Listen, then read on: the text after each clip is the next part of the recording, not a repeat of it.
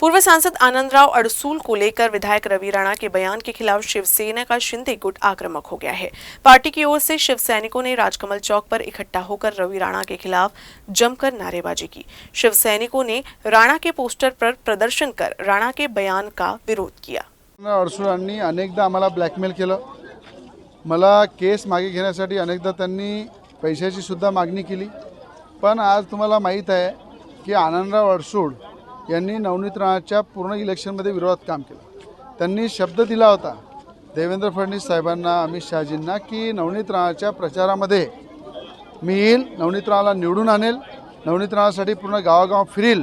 पण त्यांनी पूर्ण विरोधामध्ये नवनीत राणाचा प्रचार केला, त्यांना पाळण्यासाठी पूर्ण यंत्रणा लावल्या आणि आज ज्या प्रकारचे ते वक्तव्य करत आहे, मला असं वाटतं त्यांचं मानसिक संतुलन बिघडलेलं आहे। त्यांना चांगल्या डॉक्टरची ट्रीटमेंटची गरज आहे, त्यांना कुठेही माझी मदत लागेल चांगल्या हॉस्पिटलमध्ये ट्रीटमेंट घेण्यासंदर्भात तर मी त्यांना करायला तयार आहे। पण असं खोटं राजकारण करून, खोटं वक्तव्य करून ते देशाचे गृहमंत्री अमित शहाजींना ब्लॅकमेल करत आहे आणि अशा ब्लॅकमेलांना खऱ्या अर्थानं लोकांनी अनेकदा नाकारलेलं आहे।